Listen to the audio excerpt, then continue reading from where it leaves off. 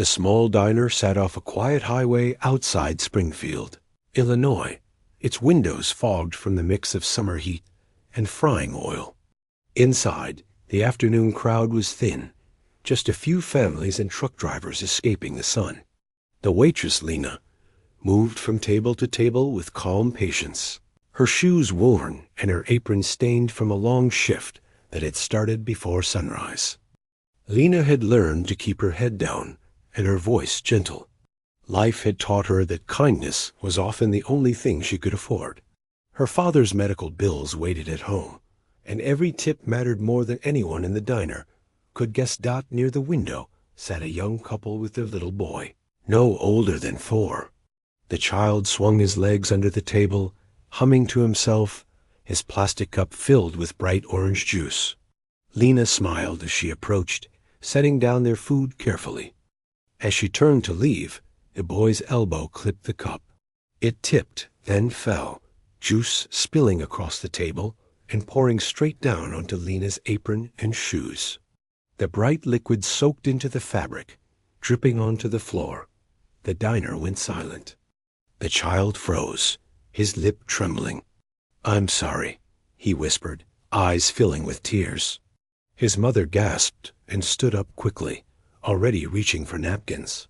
The father frowned, glancing around as if expecting anger. If you're watching this story right now, pause for a moment and hit subscribe, because the moments that follow will remind you why kindness and courage can change lives in ways you never expect. And tell me in the comments, what would you do if this happened to you? Now let's back to the story. Lena looked down at the mess, then at the child. For a moment, the room waited to see what she would do. Instead of shouting, Lena knelt down so she was level with the boy. She smiled softly and said, "Hey, accidents happen. Are you okay?" Her voice was calm, warm, steady. The boy nodded, wiping his eyes with his sleeve. Lena grabbed a stack of napkins and helped clean the table, laughing lightly. "That juice must have been really excited to see me," she joked. A few customers nearby exchanged surprised looks.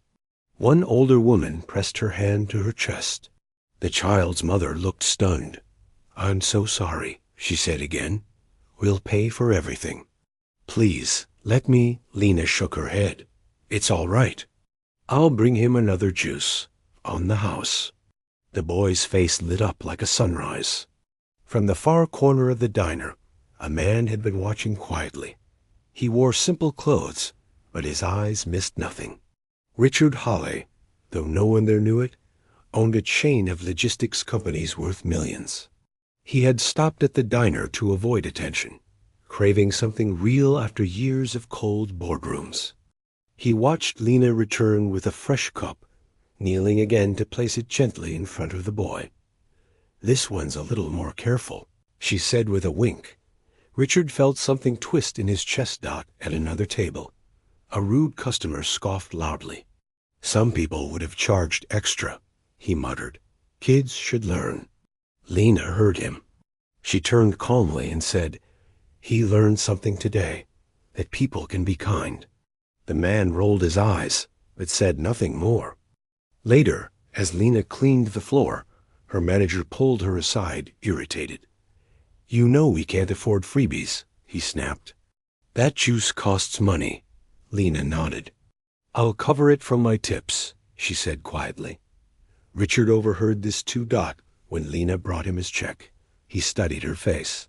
"Rough day?" he asked gently. She shrugged.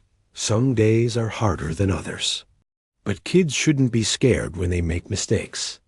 Richard smiled, leaving cash on the table.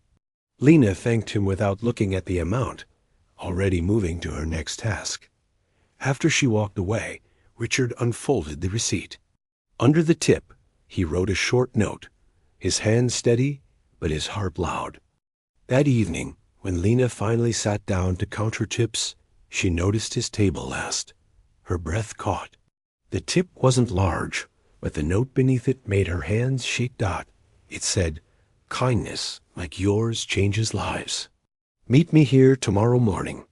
Lena stared at the words, confused and tired, unaware that a single spilled cup of juice had just shifted the path of her future.ext morning. The diner in Springfield opened as usual, the bell above the door ringing softly as Lena tied her apron. She barely slept the night before, the note replaying in her mind. She wasn't sure why a stranger wanted to meet her, but something told her to trust the same instinct that had guided her yesterday.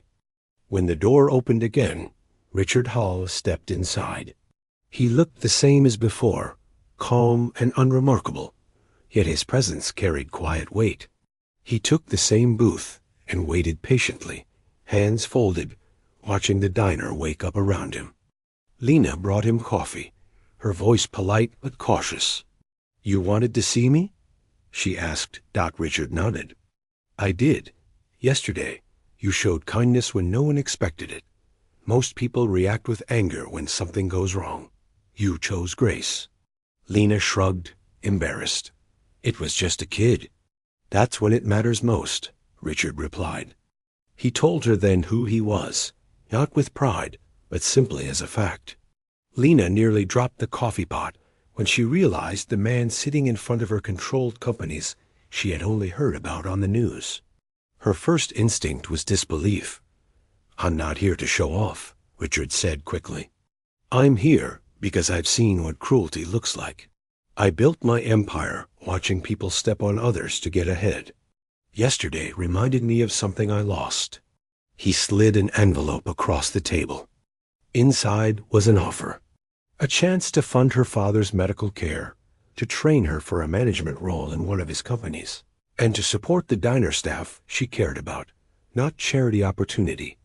Lena's eyes filled with tears. "Why me?" "Because kindness isn't weakness," Richard said. "It's strength most people don't have." Word spread fast after that. Some coworkers were happy for her. Others grew bitter, whispering that she didn't deserve it. The manager who had scolded her tried to take credit, suddenly acting friendly. Richard noticed everything.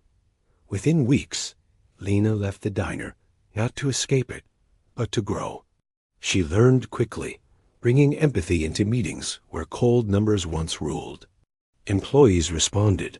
Profits rose. Respect followed. The rude customer from that afternoon returned one day, demanding service and mocking the staff. This time, Richard happened to be there. Calmly, he had the man removed, banning him from all company-owned locations. "Cruelty has a cost," Richard said simply.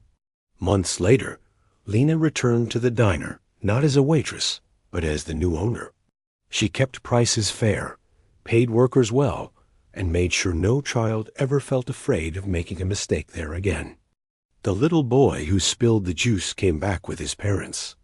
He ran up to Lena and hugged her legs. "I didn't spill this time," he said proudly. Lena laughed, kneeling to his level. "Even if you did, it'd be okay." From the corner booth, Richard watched, smiling. Kindness had been a small choice on an ordinary day, but it had grown into something powerful. It lifted one life, then many more. And in the end, it proved that cruelty fades, but compassion builds legacies.